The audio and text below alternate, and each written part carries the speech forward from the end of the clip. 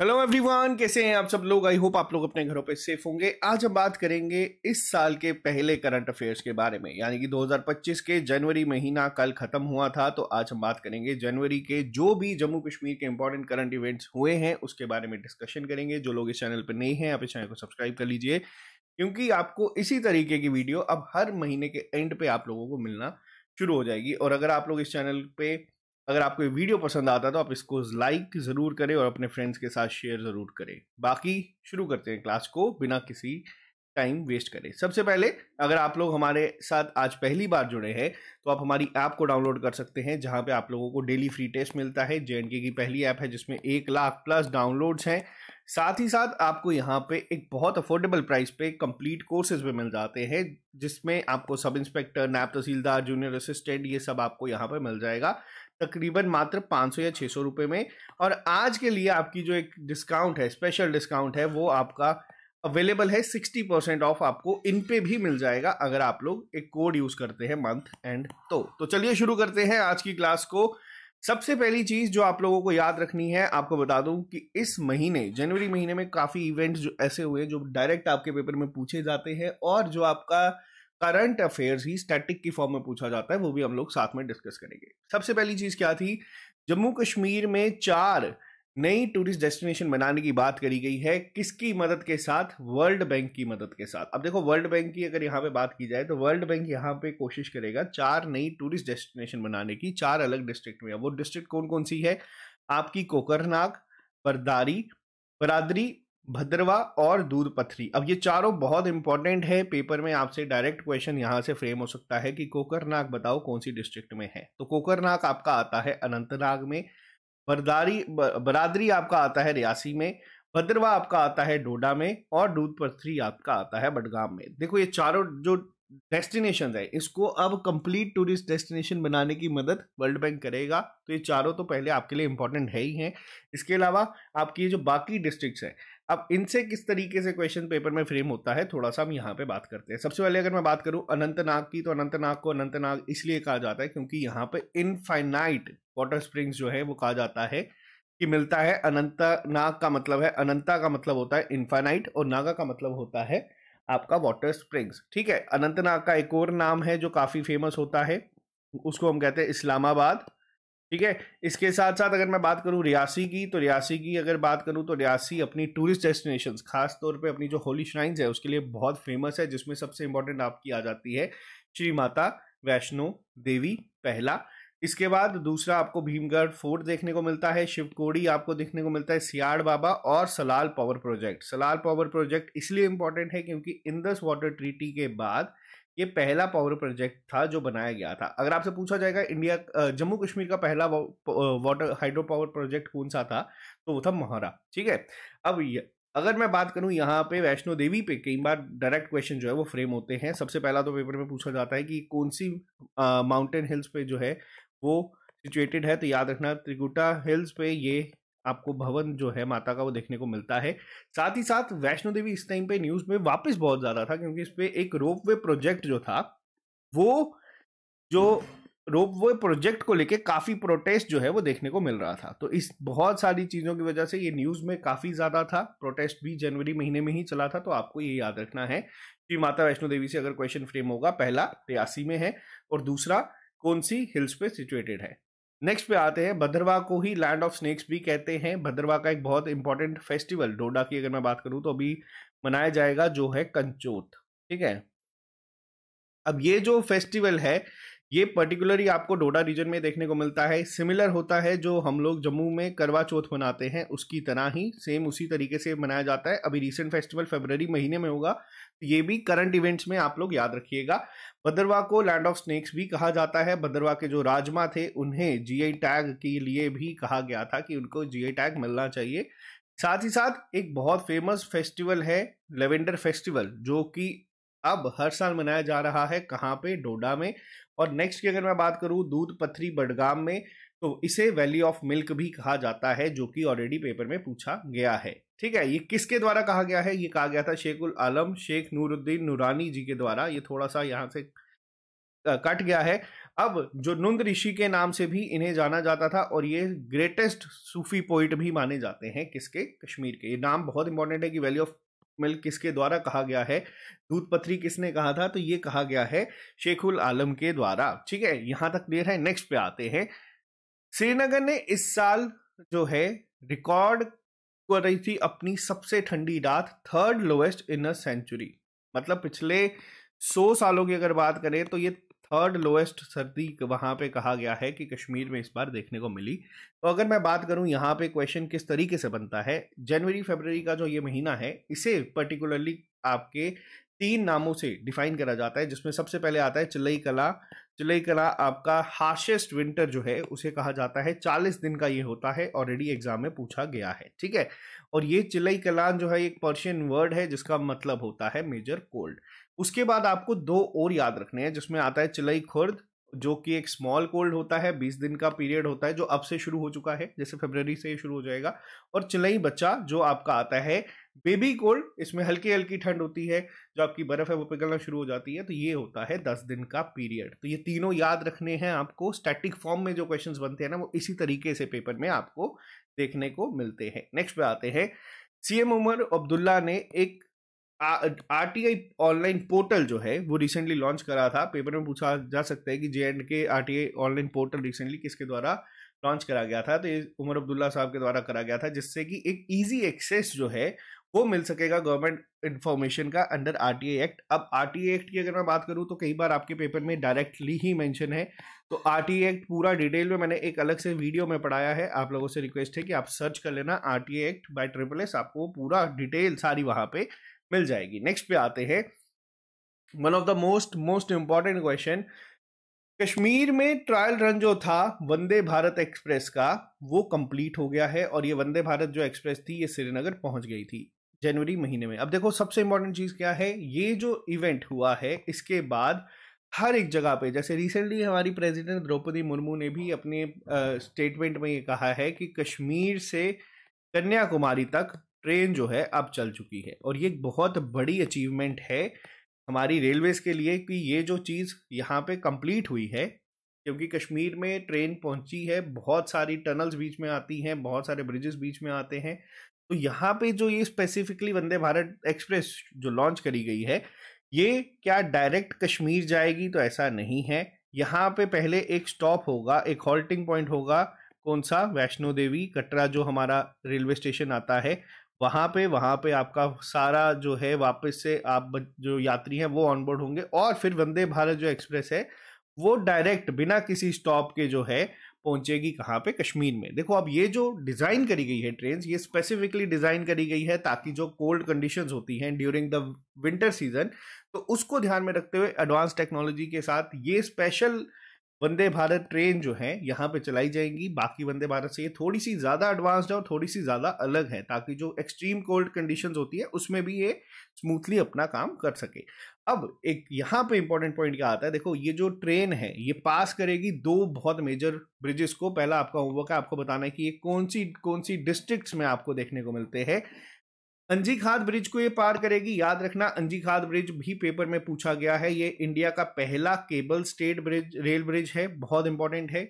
और ये करेगा चिनाब ब्रिज को भी, जो कि इंडिया का या दुनिया का हाईएस्ट रेलवे ब्रिज है, जिनको ये क्रॉस करते हुए कहाँ जाएगी, कश्मीर में जाएगी। तो बहुत इंपॉर्टेंट पॉइंट्स हैं। पहला तो ये है कि श्रीनगर तो जाएगी ही जाएगी, ट्रायल रन कंप्लीट हो चुके हैं। दूसरा आपको ये याद रखना है कि ये जो ब्रिजेस है, क्योंकि जब ये ब्रिजेस अभी रिसेंटली कंप्लीट हुए थे तब ये भी न्यूज में थे और बहुत बार पेपर में ऑलरेडी पूछे जा चुके हैं, तो ये वापस से इंपॉर्टेंट आपके लिए बन जाते हैं। क्लियर है?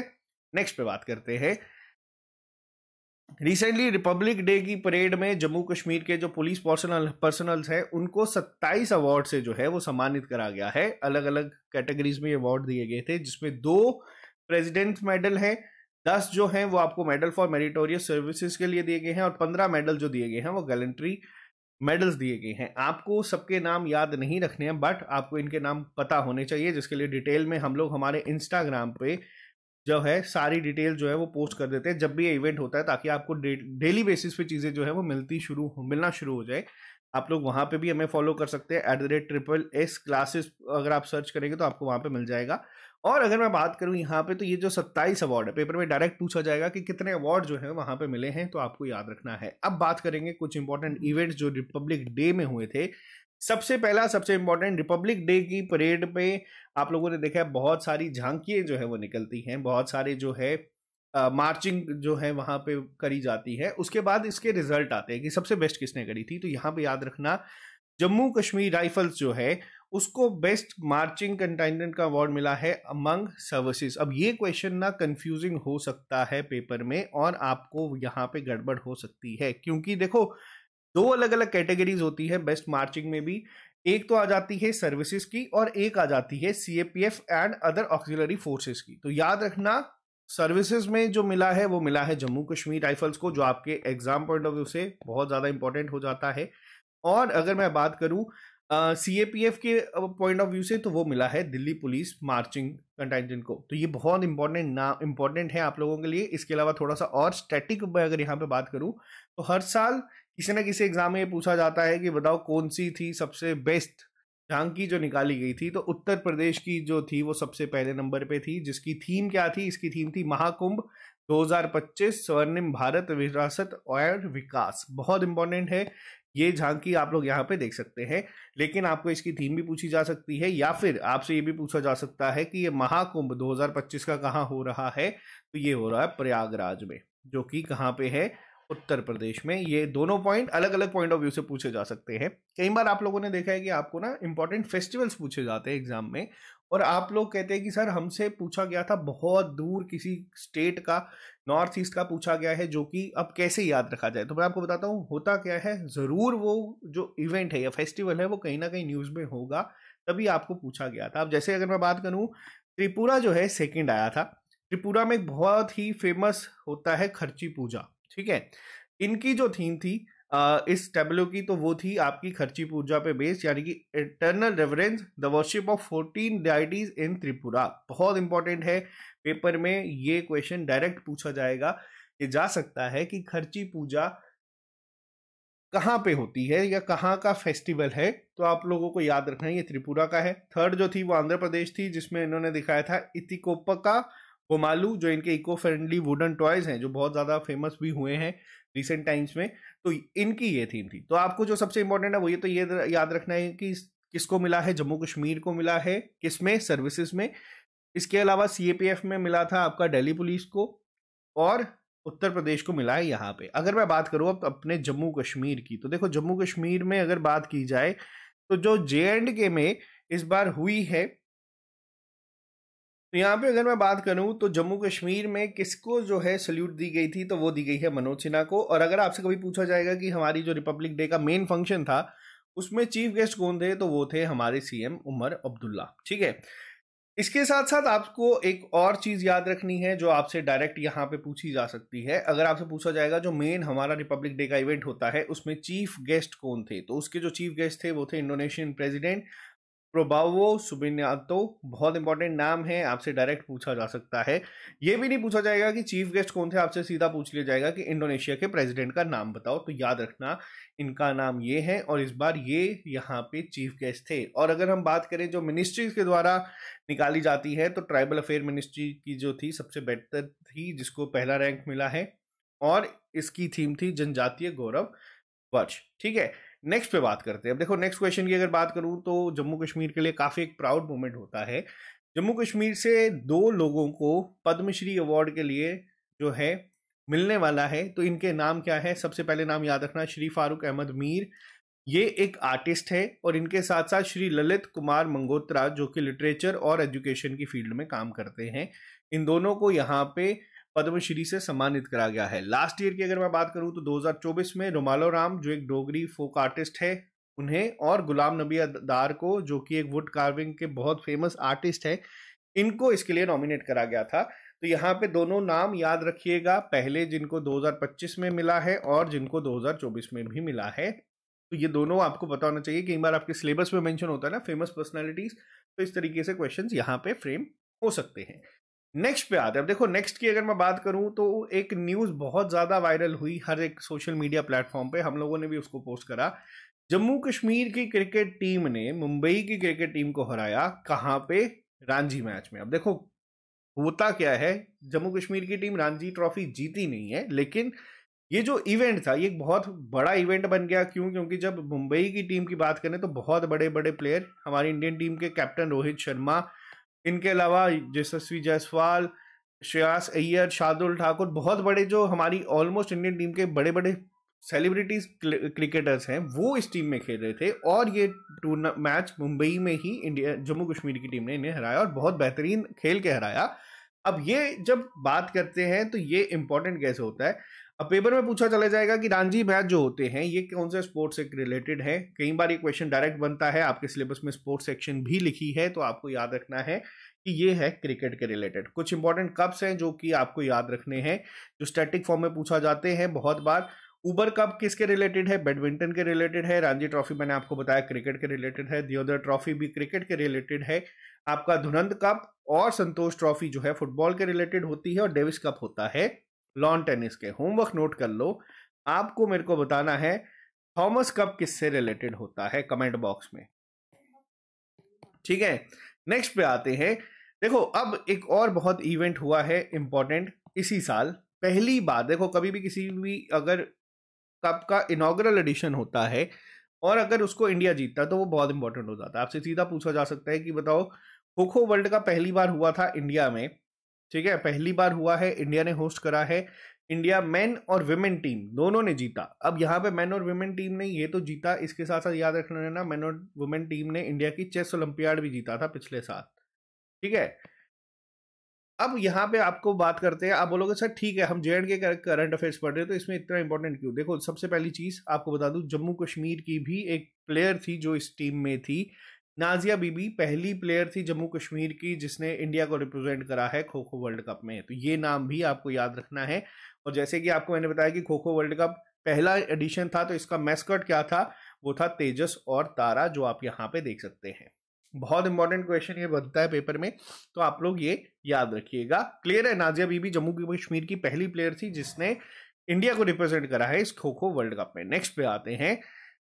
प्रेसिडेंट द्रौपदी मुर्मू ने रिसेंटली अर्जुन अवार्ड दिया है, किसे दिया है? यहाँ पे ये दिया है राकेश कुमार जी को, जो कि उनका एक बहुत एक्स्ट्रा ऑर्डिनरी अचीवमेंट जो रही है पैरा आर्चरी में। अब देखो यहाँ पे अगर हम बात करेंगे, हम लोग मैक्सिमम टाइम शीतल देवी की बात करते हैं, अब आपको इनके बारे में बता दें तो ये और शीतल देवी जो थे, इन्होंने mixed team compound archery event जो हुआ था पेरिस पैरालंपिक्स में, वहां पे ब्रॉन्ज मेडल जीता था। जिसके बाद शीतल देवी जो है बहुत ज़्यादा न्यूज़ में रही, क्योंकि ये यंगेस्ट इंडियन बनी थी जिन्होंने पैरालंपिक्स मेडल जीता था। लेकिन इनके साथ जो राकेश कुमार थे, ये भी हमारे जम्मू कश्मीर से ही बिलोंग करते हैं, और इनको ये अवार्ड जो है इस साल दिया गया है अर्जुन अवार्ड से। शीतल देवी को ऑलरेडी ये सम्मान जो है वो मिल चुका है, क्योंकि शीतल देवी ने बहुत, हर एक करंट अफेयर्स में शीतल देवी को हम डिस्कस करते हैं, जो कि अपने आप में ही अचीवमेंट है। और इसी साल इनको महिंद्रा XUV 700 भी गिफ्ट में दी गई है महिंद्रा जी के द्वारा। तो ये भी न्यूज़ में थे, बट इतना इंपॉर्टेंट नहीं है आपको, लेकिन इनके बारे में पता होना चाहिए कि ये दोनों जो खिलाड़ी हैं ये हमारे जम्मू कश्मीर से हैं, और रिसेंटली राकेश कुमार जी को जो है अर्जुन अवार्ड से सम्मानित करा गया है। अब देखो यहाँ पे बात हो रही है अर्जुन अवार्ड की। अर्जुन अवार्ड मिलता है स्पोर्ट्स में, जो भी कोई एथलीट बहुत एक्स्ट्राऑर्डिनरी परफॉर्मेंस देता है अपने देश के लिए, तो उसको ये अवार्ड से सम्मानित करते हैं हम लोग। इसके साथ साथ अगर मैं बात करूँ कोचेस के रिलेटेड, तो कोच जो सबसे बेस्ट परफॉर्मेंस देते हैं या कोचेस को सम्मानित करने के लिए जो अवार्ड दिया जाता है वो दिया जाता है द्रोणाचार्य अवार्ड, ठीक है, यहाँ तक क्लियर है। और अगर हम बात करें जैसे सिविलियन अवार्ड्स की बात कर रहे थे, पद्मश्री, पद्म भूषण, पद्म विभूषण, तो इनकी अगर बात करें तो इनके सबसे बड़ा सिविलियन अवार्ड कौन सा है? तो आप बोलोगे सर भारत रत्न। वैसे ही अगर इन स्पोर्ट्स कैटेगरी की अगर मैं बात करूं तो सबसे टॉप पे अवार्ड कौन सा आता है? वो आता है आपका मेजर ध्यानचंद खेल रत्न अवार्ड, ठीक है, जो सबसे हाईएस्ट कैटेगरी का अवार्ड है जो किसी स्पोर्ट्स पर्सन को मिलता है। इस साल ये अवार्ड किस किस को मिला है, इनके नाम याद रख लेना, बहुत इंपॉर्टेंट है, ये आपसे पूछा जा सकता है। सबसे पहले आपको ये नाम याद रखना है गुकेश डी का। ये जो है, अगर हमारी शीतल देवी यंगेस्ट इंडियन बनी है जिन्होंने पैरालंपिक्स में मेडल जीता है, तो ये यंगेस्ट बने हैं दुनिया में जिन्होंने वर्ल्ड कप जीता है चेस में, ठीक है। तो कौन से स्पोर्ट्स से रिलेटेड है? चेस में। मात्र 17-18 साल इनकी उम्र है, ठीक है।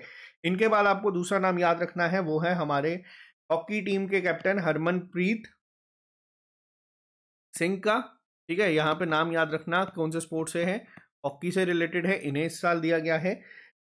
प्रवीण कुमार को ये अवार्ड दिया गया है, प्रवीण कुमार जो है पैरा एथलेटिक्स से रिलेटेड है, यहाँ पे इनका नाम याद रख लेना, ठीक है। और लास्ट में नाम आता है मनु भाकर का। मनु भाकर जो है शूटिंग से रिलेटेड है, और मनु भाकर ने आपको पता है कि 2 जो है ओलंपिक मेडल जीते हैं एक ही इवेंट में, और पहली इंडियन बनी है जिन्होंने ऐसा करा है, पहली इंडियन वुमेन है जिन्होंने ये चीज को करा है शूटिंग कैटेगरी में 2 मेडल को जीतने का। पहली इंडियन वुमेन क्या, पहली इंडियन ही ये बनी है। नेक्स्ट पे आते हैं, जेड मोड टनल को रिसेंटली इनॉग्रेट करा गया था, किसके द्वारा, प्रधानमंत्री नरेंद्र मोदी जी के द्वारा। कहाँ पे, सोनामर्ग में। अब यहाँ पे देखो पहला पॉइंट जो आपको याद रखना है, सोनामर्ग के ऊपर पेपर में ऑलरेडी क्वेश्चंस बहुत बनते हैं। सोनामर्ग को कहा जाता है मिडो ऑफ वर्ल्ड, क्यों, क्योंकि जो पहाड़ी सोनामर्ग की हैं, थोड़ा सा शाम के टाइम पे ऐसा लगता है कि ये सारी सोने की बनी हुई हैं।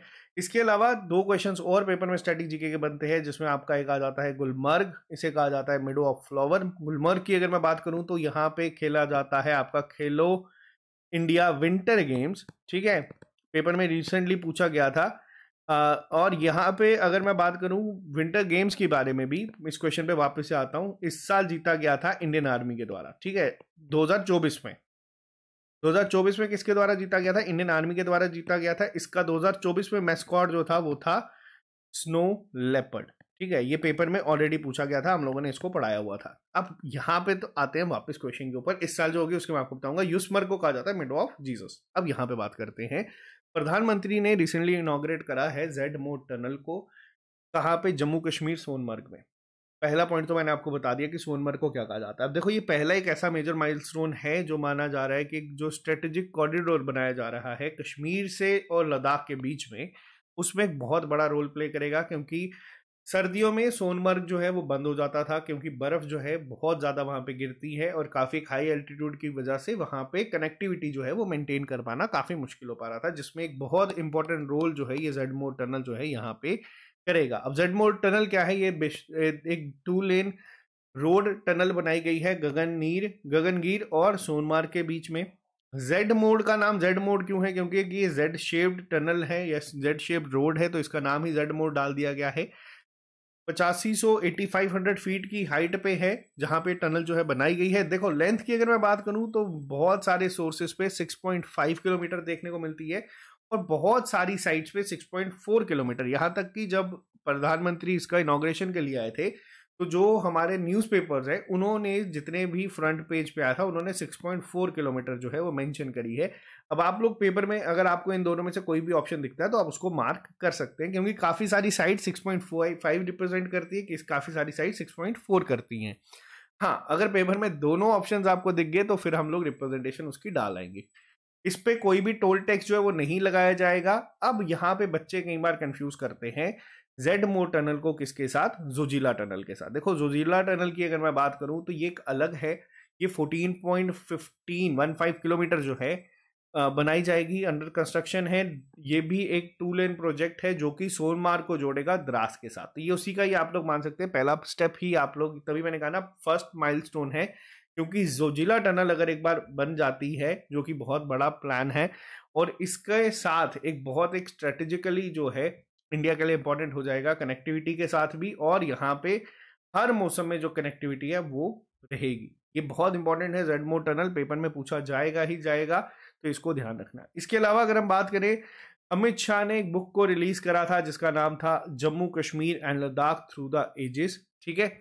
इसके साथ साथ ही राष्ट्रीय बाल पुरस्कार अवार्ड भी दिए गए हैं, जिसमें जम्मू कश्मीर से 2 लोग थे, 2 बच्चे थे जिनको ये अवार्ड दिया गया है। एक का नाम है अयान सजाद जो कि बहुत फेमस कश्मीरी सिंगर है, यूट्यूब पे काफ़ी वायरल होते हैं। आर्ट और कल्चर कैटेगरी में इनको ये अवार्ड दिया गया है। और जम्मू से हैं ऋषिक कुमार शर्मा जिनको साइंस एंड टेक फील्ड में ये अवार्ड से सम्मानित करा गया है। और लास्ट में आते हैं आरबीआई यानी कि रिजर्व बैंक ऑफ इंडिया ने अप्रूव कर दी है अपॉइंटमेंट अमिताभा चटर्जी की as MD and CEO of J&K bank for a period of 3 year. तो ये था आपका आज का जम्मू कश्मीर के जनवरी महीने में जो भी इंपॉर्टेंट चीज़ें घटी हैं उनके बारे में आपको डिटेल में लेक्चर दिया गया है। जो स्टैटिक फॉर्म में क्वेश्चंस बन सकते हैं वो हम लोगों ने डिस्कस करे हैं। तो ये आप लोगों के लिए लेक्चर काफ़ी हेल्पफुल होने वाला है। किस तरीके से करंट को स्टैटिक में पूछा जा सकता है वो भी मैंने यहाँ पे डिस्कस करा है। आई होप आपको ये लेक्चर सीरीज जो है ये पसंद आई होगी। अगर ये पसंद आई है तो इसको ज़रूर लाइक करके अपने फ्रेंड्स में शेयर कर दीजिएगा। और साथ ही साथ इसका जो पीडीएफ है ये हम लोग हमारे टेलीग्राम पे या फिर हमारी ऐप पे ये अवेलेबल करवा देंगे। आप इसको डाउनलोड कर सकते हैं ट्रिपल एस ऐप को प्ले स्टोर पे जाके। आप लोगों को अगर इसका पीडीएफ चाहिए तो आप टेलीग्राम पे भी हमें ज्वाइन कर सकते हैं या फिर आप लोग हमारे फेसबुक ग्रुप पे भी जाके ज्वाइन कर सकते हैं, जिसमें और हर एक प्लेटफॉर्म में तकरीबन 50,000 से 1 लाख के बीच बीच में लोग जो हैं वो हैं। और अगर आपको इस तरीके के नोट्स जब ये इवेंट होता है तभी चाहिए तो आप लोग हमें इंस्टाग्राम पे भी फॉलो कर सकते हैं, ताकि आपको ये हर एक चीज़ जो है बाकियों से पहले मिल जाए। तो आज के लिए सिर्फ इतना ही। मिलते हैं आप लोगों से जल्दी नए लेक्चर के साथ। Bye, take care, all the very best. और अगर आप लोग किसी भी कोर्स को ज्वाइन करना चाहते हैं, फिर वो सब इंस्पेक्टर का सपना हो या फिर आपका नायब तहसीलदार का हो या जूनियर असिस्टेंट हाई कोर्ट का, तो एक बहुत अफोर्डेबल प्राइस पे आपको हम लोग ये चीज़ें जो है वो प्रोवाइड करवा देते हैं, इंक्लूडिंग टेस्ट सीरीज। तो ये आप लोगों को जो है हमारी ऐप पे आज 60% डिस्काउंट पे मिल जाएगा। तो आप लोग हमारी ऐप को डाउनलोड कर सकते हैं प्ले स्टोर पे। आज के लिए फिलहाल इतना ही। मिलते हैं आप लोगों से अब जल्दी। Bye, take care. और कमेंट बॉक्स में ज़रूर लिख के बताना कि आपको ये लेक्चर सीरीज़ कैसी लगी और आपको ये फ्रीक्वेंट वे में चाहिए या नहीं।